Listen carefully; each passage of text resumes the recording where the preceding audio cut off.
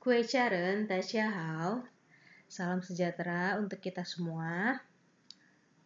Baik, bagaimana kabarnya semuanya?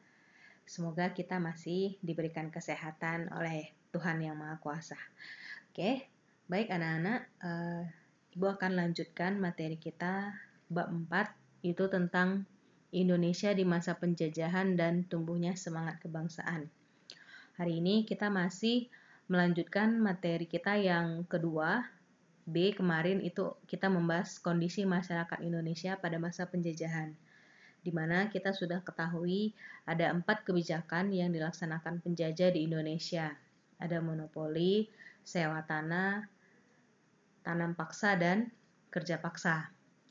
Nah, sekarang yang kelima, kita akan membahas tentang perlawanan terhadap kolonialisme dan imperialisme. Sebelum Miss lanjut, Miss akan jelaskan perbedaan imperialisme dan kolonialisme. Ya, jadi kolonialisme itu tujuannya untuk menghabiskan sumber daya alam dari negara yang berkaitan untuk diangkut ke negara induknya. Sedangkan imperialisme itu mempunyai tujuan untuk menanamkan pengaruh pada seluruh bidang kehidupan negara yang berkaitan. Jadi pada intinya kalau kolonialisme itu dia hanya menghabiskan sumber daya alam suatu negara.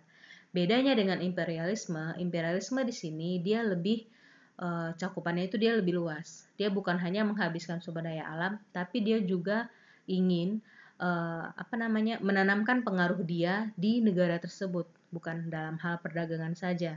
Dia sudah ikut campur dalam masalah politik, pemerintahan, dan lain-lain. Itu namanya imperialisme.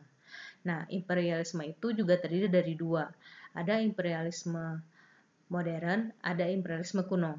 Nah, imperialisme kuno itu dimulai sebelum masa revolusi industri di Inggris. Di situ para penjelajah Eropa itu dikenal dengan semboyan 3G, Gold, Glory, dan Gospel. Sementara kalau imperialisme modern itu dimulai dari setelah adanya revolusi industri. Jadi mereka sudah mengenal teknologi dan lain-lain. Nah, di sini, rakyat Indonesia itu tidak tinggal diam menghadapi penjajah yang ada di depan mata mereka. Nah, perlawanan dilakukan di banyak tempat di Indonesia. Pada umumnya, perlawanan itu fokus pada dua hal. Yang pertama, persekutuan dagang, dan yang kedua, pemerintah kolonial. Jadi, kita di sini akan membahas ada dua materi kita. A itu perlawanan terhadap persekutuan dagang, B perlawanan terhadap pemerintah Hindia Belanda. Perlawanan terhadap persekutuan dagang di sini VOC itu ada 4 perlawanan rakyat Indonesia. Yang pertama, Sultan Babullah mengusir Portugis, yang kedua perlawanan Aceh, yang ketiga ketangguhan ayam jantan dari timur, yang keempat serangan Mataram terhadap VOC. Sementara itu, setelah habis masanya persekutuan dagang VOC, kita akan menghadapi pemerintah Hindia Belanda. Nah, di sini rakyat Indonesia masih berupaya untuk mengusir para penjajah.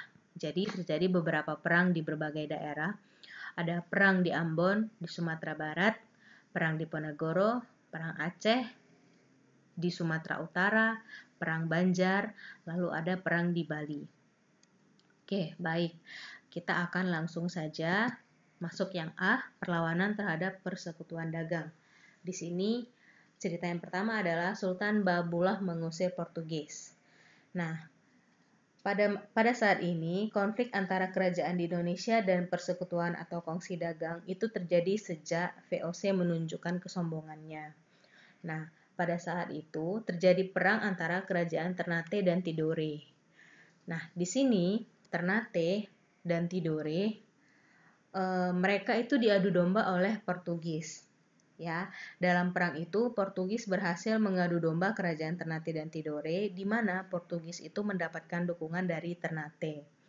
Nah, rakyat Ternate di bawah pimpinan Sultan Hairun ini melakukan perlawanan. Lalu, karena Sultan Hairun ini merupakan raja yang cinta damai, jadi dia tidak mau Ternate dan Tidore itu perang terus-menerus. Nah, lalu di sini Portugis dengan niat dia mengundang Sultan Hairun untuk berdamai. Pada awalnya perundingan itu berjalan dengan baik. Tapi ternyata perdamaian atau perundingan yang dilakukan oleh Portugis ini punya maksud terselubung, di mana saat itu Portugis membunuh Sultan Hairun. Nah, peristiwa itu menimbulkan kemarahan besar bagi rakyat Maluku, terutama Sultan Babullah, yaitu putra dari Sultan Hairun. Ya. Nah, Sultan Babullah di sini bertekad mengusir Portugis dan pada akhirnya Portugis itu menyerah. Ini cerita yang pertama. Lalu yang kedua ada perlawanan Aceh. Nah, tokohnya di sini adalah Sultan Iskandar Muda. Sultan Iskandar Muda dari Aceh sudah mempersiapkan armadanya untuk menyerang Portugis di Malaka. Saat itu, sebanyak 800 prajurit dikerahkan untuk menyerbu Portugis. Tepat tahun 1629, serangan yang dilakukan, tetapi pada saat itu Aceh mengalami kegagalan dalam menaklukkan Portugis. Tapi meskipun kalah, Aceh tetap menjadi kesultanan yang merdeka. Lalu yang ketiga ada ketangguhan ayam jantan dari timur. Di sini tokohnya adalah Sultan Hasanuddin. Sultan Hasanuddin ini adalah sultan dari kerajaan Goa di daerah Sulawesi Selatan. Kenapa dia dijuluki oleh ayam jantan dari timur? Karena dia ini adalah pejuang yang gigih dan sangat diperhitungkan oleh VOC. Nah, tetapi dengan menggunakan politik memecah belah, VOC berhasil mengadu domba antara kerajaan Goa dan Bone yang dipimpin oleh Arung Palaka. Jadi sama halnya dengan cerita sebelumnya, Belanda di sini VOC dia melakukan politik adu domba. Nah, VOC memberikan dukungan kepada Bone sehingga Sultan Hasanuddin mengalami kekalahan dan terpaksa untuk menandatangani perjanjian Bongaya pada tanggal 18 November 1667. Pada intinya, perjanjian Bongaya ini memberikan manfaat yang lebih untuk Belanda. Lalu yang keempat ada serangan Mataram terhadap VOC. Ini adalah tokohnya Raja Mataram, Sultan Agung. Oke. Keberadaan VOC di Batavia atau Jakarta sangat membahayakan Mataram. Perselisihan antara Mataram dan Belanda terjadi karena nafsu monopoli Belanda. Nah, di sini Raja Mataram, Sultan Agung, sudah mempersiapkan penyerangan terhadap kedudukan VOC di Batavia. Tapi perlawanan pasukan Mataram terpaksa mengalami kegagalan karena kekurangan bahan mentah, senjata, terserang wabah penyakit, dan kelelahan. Oke.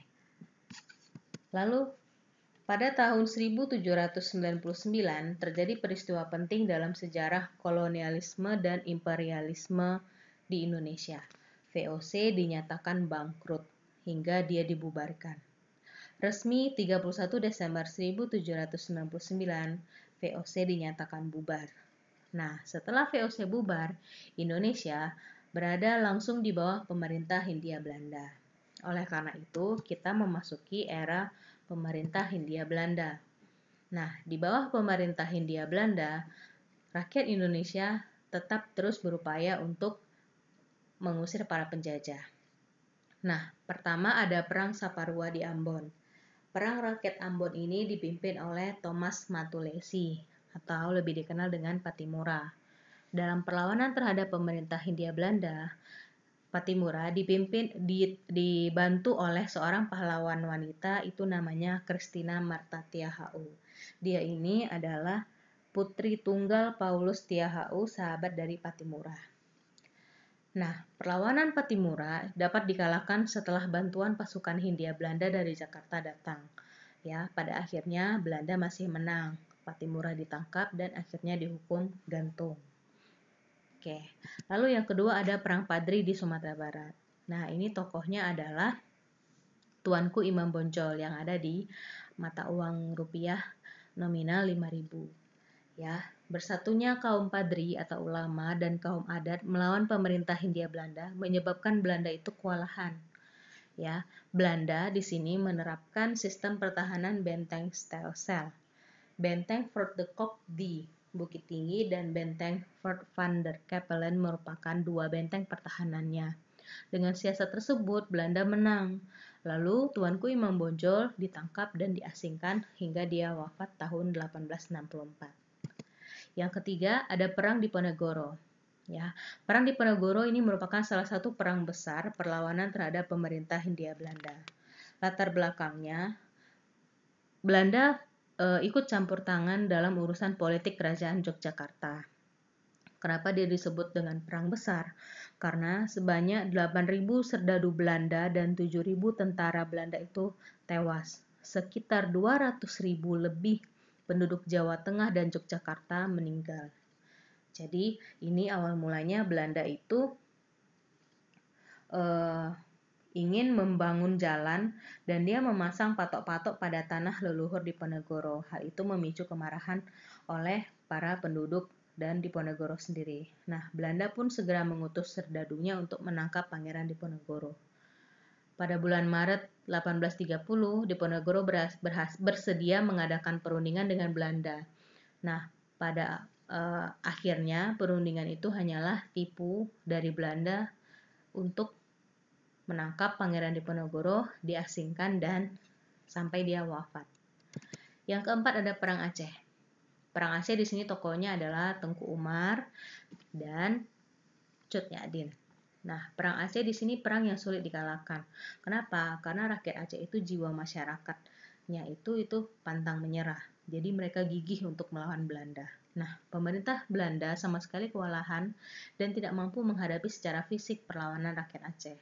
Nah, pada akhirnya mereka menemukan taktik yang paling mujarab untuk mengalahkan Aceh ini, yaitu dengan mengadu domba antara golongan ule balang atau bangsawan dengan ulama, dan taktik ini berhasil. Lalu yang kelima, ada perlawanan Sisingamangaraja di Sumatera Utara. Ya, perlawanan ini dipimpin oleh Sisingamaraja ke-12. Perlawanan di Sumatera Utara ini berlangsung cukup lama, yaitu selama 29 tahun. Atau ada juga yang menyebutkan ini Perang Batak. Nah, pasukan Sisingamangaraja dapat dikalahkan setelah Kapten Christopher berhasil mengepung benteng terakhir Sisingamangaraja di daerah Pakpak. Lalu yang keenam, ada Perang Banjar. Nah, ini sama, Belanda ini ikut campur dalam urusan pergantian raja di Kerajaan Banjarmasin. Nah, pemberontakan ini dilakukan oleh Prabu Anom dan Pangeran Hidayat. Pangeran Antasari memimpin perlawanan setelah Prabu Anom tertangkap. Lalu Pangeran Hidayat menyerah dan berakhirlah perlawanan rakyat Banjar di Pulau Kalimantan. Oke. Yang terakhir, Perang Jagaraga di Bali. Nah, ini tokohnya adalah I Gusti Ngurah Rai yang ada di uang 50.000. Nah, Perang Jagaraga ini berawal saat pemerintah Hindia Belanda dan kerajaan di Bali bersengketa tentang hak tawan karang. Apa itu hak tawan karang? Hak tawan karang itu isinya setiap kapal yang kandas di perairan Bali merupakan hak penguasa di daerah tersebut. Nah, pada saat itu, 2 kapal milik Belanda ditahan oleh rakyat Bali dan itu menimbulkan kemarahan Belanda. Nah, untuk melawan musuh rakyat Bali ini tidak segan-segan melakukan perang puputan yang dipimpin oleh pasukan I Gusti Ngurah Rai. Nah, seluruh kerajaan di Bali jatuh ke pihak Belanda setelah rakyat melakukan perang habis-habisan sampai mati yang dikenal dengan nama Perang Puputan Margarana. Jadi perang di Bali ini menyebabkan Belanda itu melakukan serangan terhadap kerajaan Buleleng. Nah, di sini ada juga yang menyebutkan Perang Puputan Margarana. Kenapa disebut Perang Puputan Margarana? Puputan itu adalah perang habis-habisan. Jadi istilahnya perang sampai titik darah penghabisan. Nah, Margarana ini nama desa yang ada di Bali. Jadi perang ini terjadi di desa Margarana, sehingga disebutlah dia dengan nama Puputan Margarana. Oke, itu adalah ketujuh perlawanan masyarakat di berbagai daerah untuk melawan pemerintah Hindia Belanda. Oke, baik anak-anak, di sini tugas untuk minggu ini dari ketujuh cerita tadi, lalu ada 4 cerita melawan persekutuan dagang, berarti ada 11 cerita perlawanan rakyat Indonesia. Kalian pilih salah satu, lalu salah satu itu buatlah brand map sesuai dengan ceritanya. Gambarkan brand map-nya di kertas HVS, lalu silakan foto dan kirim ke Google Classroom IPS. Nah, brand map-nya bisa terdiri dari latar belakang, tokohnya siapa aja, perlawanannya bagaimana, lalu akhir dari perlawanan rakyat itu bagaimana, apakah rakyat berhasil mengalahkan penjajah atau malah tokoh dari perlawanan itu kebanyakan yang ditangkap, diasingkan, dan wafat. Nah, silakan pilih salah satunya. Oke, baik anak-anak, sampai di sini dulu materi kita. Minggu depan kita lanjutkan lagi materinya, masuk pada submateri C, tumbuh dan berkembangnya semangat kebangsaan. Nah, untuk hal ini silakan buat tugasnya dengan sungguh-sungguh. Waktu pengerjaannya itu 1 minggu. Oke, baik. Demikianlah pertemuan kita untuk materi hari ini. Mohon maaf jika ada salah-salah kata. Jika ada pertanyaan, silakan ditanyakan langsung di kolom komentar. Nah, anak-anak semuanya tetap semangat, tetap belajar. Jangan sampai tidak belajar, ya. Baik, terima kasih atas perhatiannya. Sampai jumpa.